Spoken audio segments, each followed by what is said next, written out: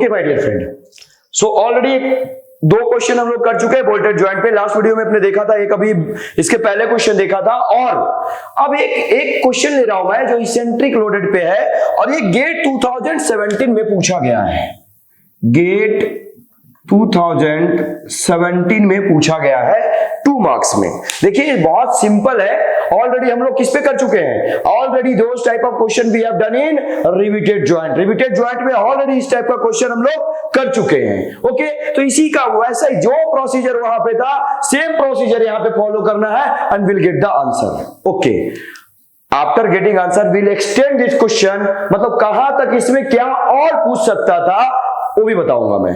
Clear? ये जो पूछा है वो तो 2 मिनट सेकंड का काम है, आप भी निकाल लेंगे। आप अगर जो रिपीटेड जॉइंट का कर चुके हैं तो इजीली है, आप आराम से निकाल सकते हैं, कोई बहुत बड़ी बात नहीं है। एक और क्वेश्चन पढ़िए, क्या कह रहा है, a steel plate connected to a fix channel, मतलब एक स्टील प्लेट, देखिए ये स्टील प्लेट है, वो चैनल से कनेक्टेड है, using 3 identical bolts A, B, C carries a load of 6 kilonewton as shown in figure. Considering the effect of direct load and moment, considering the effect of direct load and moment or twisting moment, the magnitude of resultant shear force on bolt C. वो specifically पूछ रहा है कि bolt C पे कितना resultant load होगा। Clear? तो अब देखते हैं, करते हैं, सॉल्व करने की कोशिश करते हैं। तो if they have mention diagram like that, ये कौन सा लोडिंग है, ये इसेंट्रिक लोडिंग है माय डियर फ्रेंड। कौन सा लोडिंग है, इसेंट्रिक लोडिंग है, जो ऑलरेडी हम लोग थ्योरी कवर कर चुके हैं। मैं बहुत अच्छे से उसमें एक एक चीज बताया हूं, तो मैं उतना अंदर तक नहीं जाऊंगा, मैं डायरेक्टली बताऊंगा यहाँ पे कैसे क्या होना है, प्रोसीजर क्या करना है। ओके माय डियर फ्रेंड, अगर जो मैं इसको इक्विवेलेंट डायग्राम बनाना चाहूं तो मैं इसको यहां पे ड्रॉ कर रहा हूं, इस तीन बोल्ट को ले रहा हूं और ड्रॉ कर रहा हूं। I am going to make the equivalent diagram for this figure.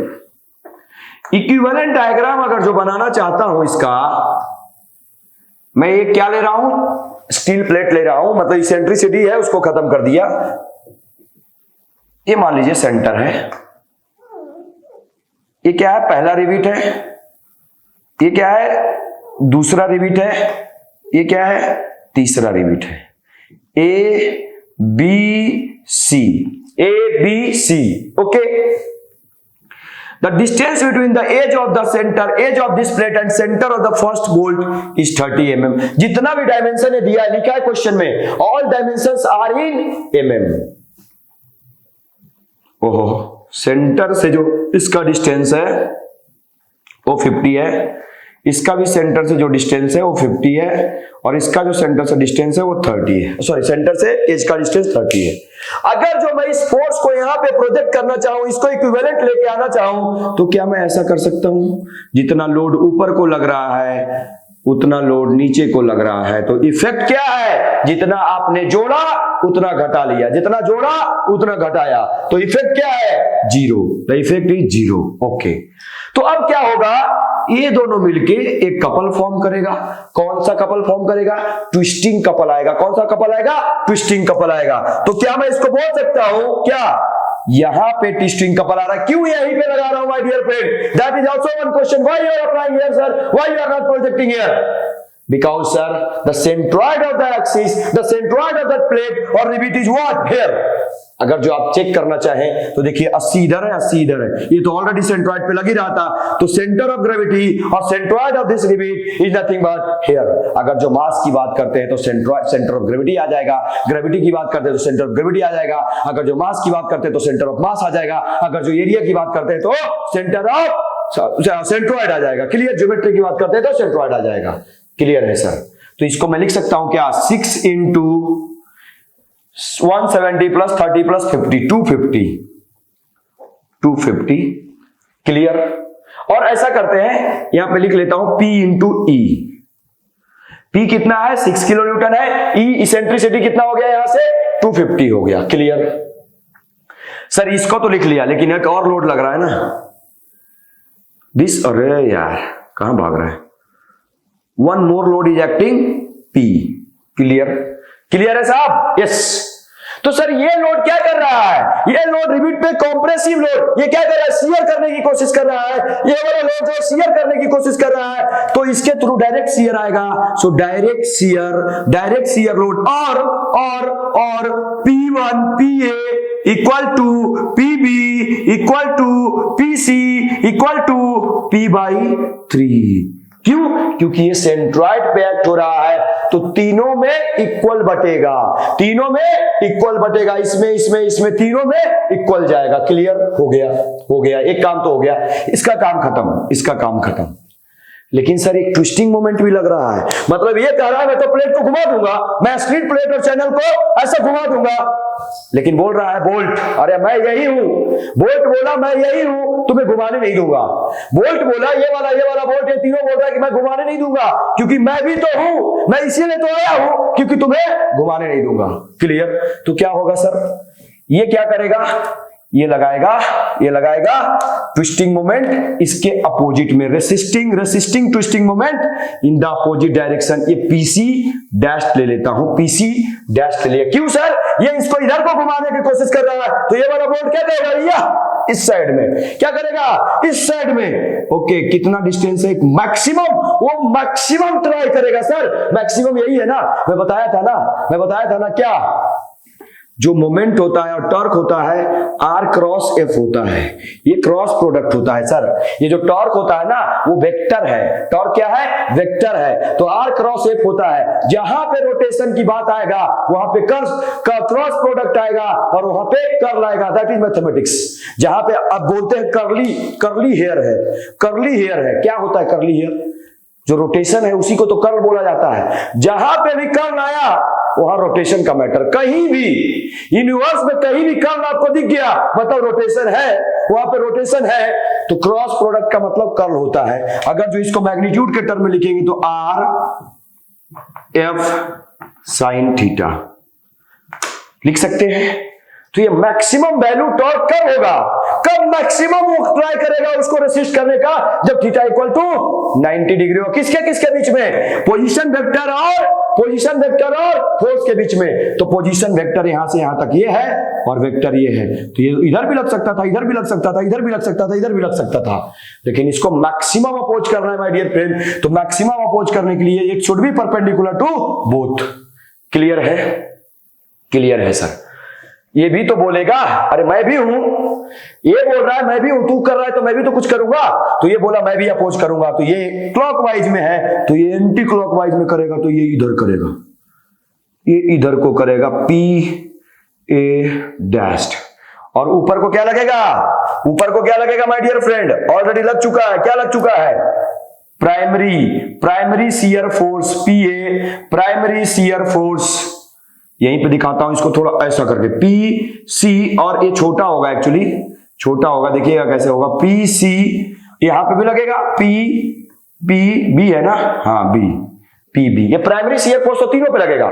अब पूछिएगा सर ये टॉर्क को रेसिस्ट करेगा बीच वाला, अरे वहीं से तो टॉर्क लग ही रहा है, तो वो क्या रेसिस्ट करेगा, उस पे कोई इफेक्ट नहीं आ रहा है, इस पे कोई, क्या बोला था, जितना ज्यादा दूर होगा उतना दुख में होगा, अरे जितने ज्यादा आप दूर होंगे पेरेंट्स से उतना दुख में रहेंगे। तो ये पेरेंट्स है इसका, इससे जितना दूर होगा, ये घुमाने की कोशिश करे, इससे जितना ज्यादा दूर रहेगा उतना दुख में रहेगा, उतना रेसिस्टेंस आएगा, तो उतना ज्यादा क्रिटिकल होगा। जब कितना क्रिटिकल होगा तो हमें डिजाइन किसको करना है, हमें डिजाइन तो उसी को करना है, लेकिन यहाँ पे स्पेसिफिकली पूछा है तो बता दूंगा, उसके बाद मैं एक्सटेंड करूंगा इस क्वेश्चन को, क्या और पूछ सकता था। Clear?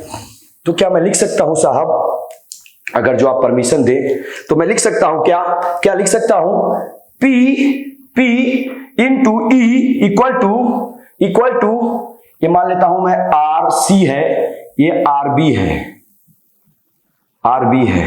P into E equal to PC dash RC plus PA, ये है ना, ये यार ये है PA डैश RA। क्लियर है, ओके। तो ये आ गया, बट सर हमें एक चीज पता है कि जो सेकेंडरी शियर फोर्स होता है वो directly proportional to, secondary shear force is directly proportional to the distance between the centre of the that bolt to centroid of that thing, centroid of total geometry and distance between the centroid of that bolt.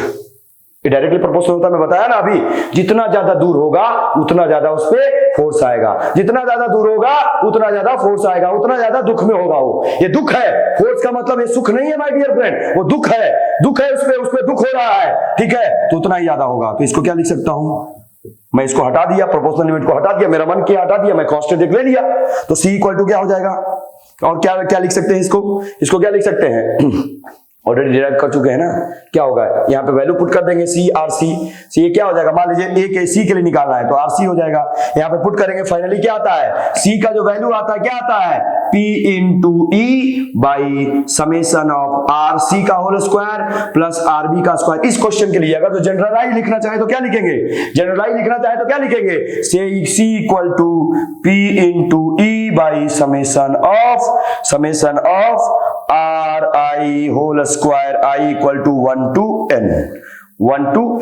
यही होगा ना। तो ये हो गया हमारा C का value. जब C का वैल्यू पता है और ये पता है तो क्या मैं निकाल सकता हूं PC equal to secondary shear force on the C equal to P into E into RC divided by RC का होल स्क्वायर प्लस RB का होल स्क्वायर। तो P कितना है, देखिए अब इसमें मैं कैलकुलेट करता हूं, P कितना है 6 किलो न्यूटन, किलो न्यूटन में ही रहने देता हूं क्योंकि किलो न्यूटन में आंसर पूछ रहा है, देखिए जो आंसर दिया है किलो न्यूटन में पूछ रहा है इसलिए रहने देता हूं, ठीक है, 6 किलो न्यूटन।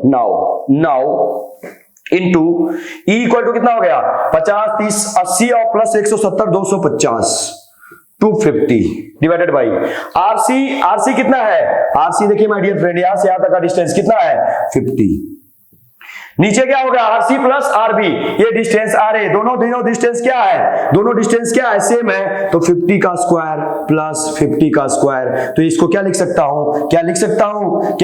हूं 2 इंटू 50 का होल स्क्वायर। तो इससे ये खत्म हो गया, खत्म, तो बचा कितना 15 किलो न्यूटन। क्या आया, secondary force on the C bolt, secondary force on the C bolt is 15 kilo newton, ये वाला 15 किलो न्यूटन आ गया।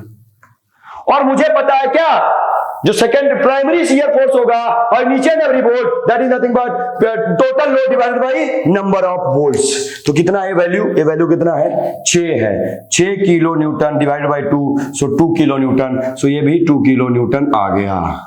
सर दोनों का डायरेक्शन क्या है, दोनों का डायरेक्शन एक ही तरफ है, मतलब ये भी इधर है ये भी इधर है, तो वो लॉ लगा लो, पैरेललोग्राम लॉ लगा लीजिए, तो भी वैल्यू क्या आ जाएगा P1 प्लस P2 हो जाएगा। कैसे, P square plus Q square plus 2P की कॉस थीटा के जगह पे थीटा की इक्वल टू कितना है 0, तो A square plus B square plus C square, A square plus B square plus 2AB equal to क्या हो जाएगा A प्लस B का होल स्क्वायर रूट अंडर, तो A प्लस B का होल स्क्वायर रूट अंडर क्या होगा A plus B। तो directly मैं लिख सकता हूं क्या, resultant shear force is 15 plus 2 that is nothing but 17 kilo Newton.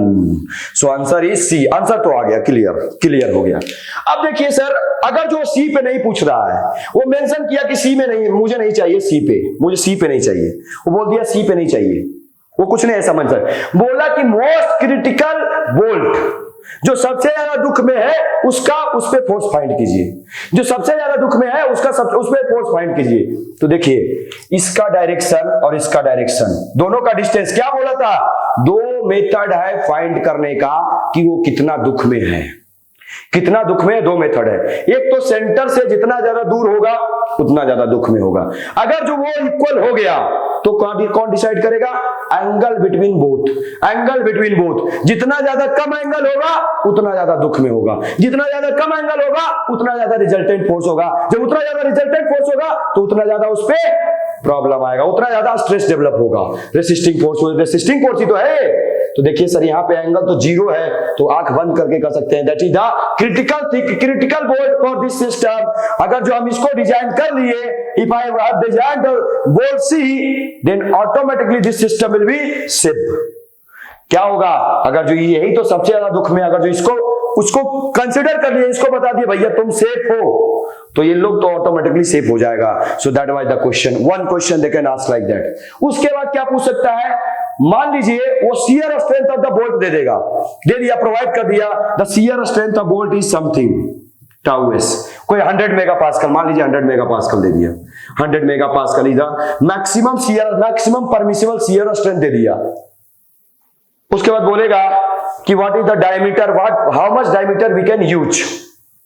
तो क्रिटिकल वाले को देखेंगे, जिसका क्रिटिकल से डिजाइन करेंगे तो कितना, मुझे शियर फोर्स पता है, divided by pi by 4 D square equal to इतना आ जाएगा। क्लियर, तो ये हो गया, एक कहानी ये वाला है। इसमें अगर जो फैक्टर ऑफ सेफ्टी मेंशन कर देता है, बोलता है फैक्टर ऑफ सेफ्टी इतना है, मैक्सिमम यील्ड स्ट्रेंथ इतना है, तो divide by factor of safety कर देंगे। इतना ही पूछ सकता है इसमें माय डियर फ्रेंड। इसके डायग्राम को चेंज कर सकता है, the arrangement of the board they are going to change, but they can ask maximum that much.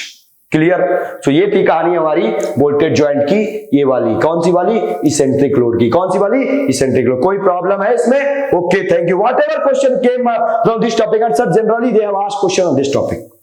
अभी तक जो क्वेश्चन पूछा गया सबसे ज्यादा इसी पे पूछा गया है। तो आप क्वेश्चन देखिएगा गेट का, आप कोई सा भी question, you are, if you understood this concept properly, and मैं अपना बेस्ट ट्राई किया हूं समझाने के लिए, क्योंकि मैं ऑलरेडी रिपीटेड में समझा चुका हूं, यहां भी समझाया, तो आप समझ चुके हैं। मैं आशा करता हूं कि आप समझ चुके होंगे, और you are able to do each and every question of that topic.